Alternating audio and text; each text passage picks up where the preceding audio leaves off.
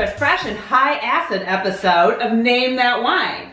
I'm Liz Barrett. I write the blog called what'sinthatbottle.com, and here's my co-host. And I'm Rob Frisch, writer of the award-winning wine blog oddbacchus.com. It's Riesling Week! Woo!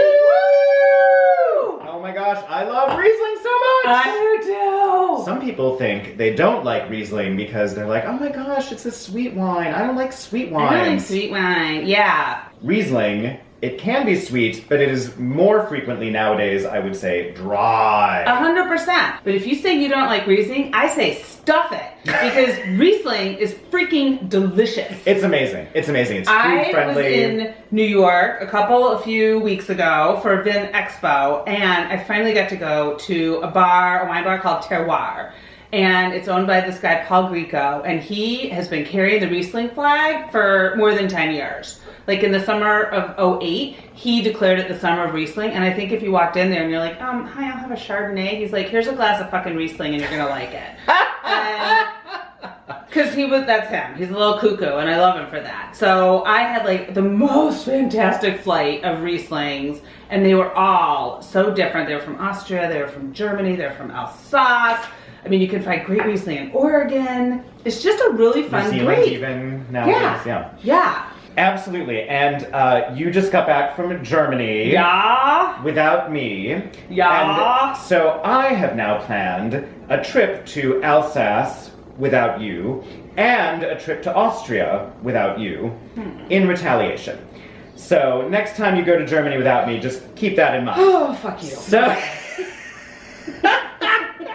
So what we're doing today, in order to pour a little salt on that on your wound, is we have an Alsatian Riesling and an Austrian Riesling, specifically from the Kremstal, which is a neighbor of the more famous Wachau Valley. Fantastico. Yes. How will we tell the difference? So Alsace, for example, is very interesting because I learned the Alsace happens to be one of France's very driest regions. Yes, bone dry. Because it's in the rain shadow of the Vosges or Vogesen mountain range. Yes, Vosges Mountains. Yeah. Or Vogesen if you're German.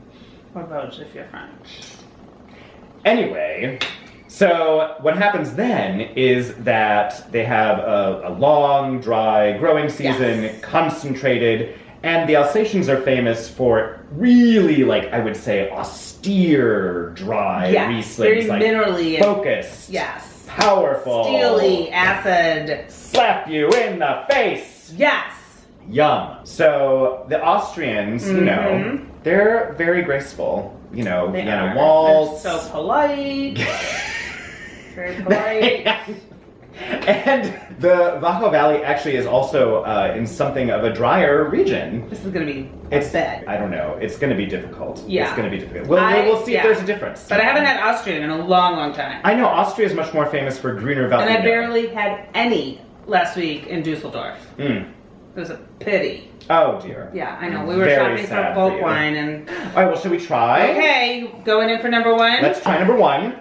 The color looks almost identical. Oh, very fragrant. Oh my god. There's that classic petrol, or I like to call it shower curtain aroma with some citrus. Yeah, if you do stick your nose in a glass of wine and you smell like a little gasoline, that's a good hint that it is Riesling. And it doesn't taste like gasoline. But like good gasoline. Good, yeah. That's a little spicier. Stronger. Oh yeah, it's like, you know what it's like? White pepper on like an apricot. Right. And green or even apple. Like a little like burnt rubber note. Again, not in a bad way. Boy, I'm really selling this Riesling, aren't I? Yummy. So good. Gasoline, burnt tire. Burnt tires. Yes. All right. Okay, I'm going in. Number one. That's beautiful. It's dry, but it's also like the fruit is talking like green apples, like a little unripe honeydew melon or honeydew. Yeah. And even a little like honey note, but again, you don't feel it. Like it's more of the aroma. Oh, it's super dry, very high acid, speaking of what you were saying at the beginning of the episode. My mouth is watering right now. Do you have any schnitzel? Right. Oh my gosh, I really want some schnitzel! That sounds amazing. Oh, well maybe this is the Austrian if we want the schnitzel. Okay. Although some choucroute would be great with this too. Number two. Oh my god. Oh my god. Wait, that one's even better! Holy mother of Riesling. These are both. You did good. Thank you. Or whoever picked them out. I picked them out. Okay. I have a definite feel. I have a feel as well. Okay. This one, so number two is, it is more austere. Yes. It's not as fruity. It's definitely like, I am acid, I am spice. Yeah. Neither of these are oaked. Riesling is rarely oaked. Yeah. But this is definitely the austerity Riesling. I think this is Alsace. Alsace, baby. Oh my god, you want to see? Let's check it out. Okay. You have number 2 over there. I have number 2. So, all right, hopefully this is Alsace. They're both, incidentally, $21 and $22 and from the same vintage. So we're only comparing. And if we're wrong, I'm drinking both glasses at one time. Okay. And I just said that. Oh, what is it? No, it's the Austrian. Oh no! Oh my gosh. The Salomon Undhof, and it's from the Undhof Kögel vineyard. That is a very highly regarded vineyard in Kremstal. And this... Oh, Trimbach. I've had this beauty before. Yeah. This is Alsace. Trimbach is one of the best producers.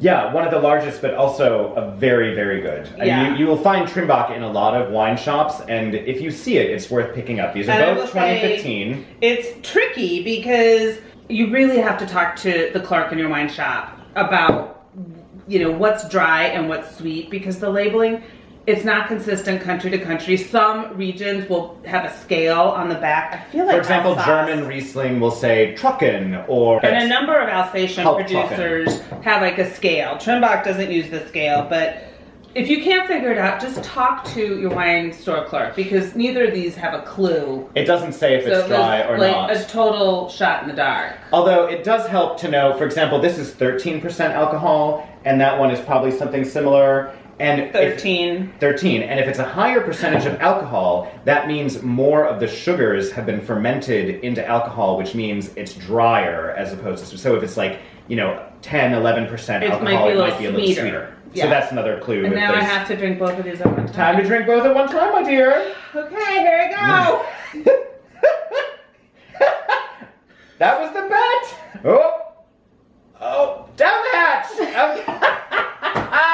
All right, she did her best, folks. A valiant effort. Let's have a cheers to Riesling. Cheers to Riesling. Yay!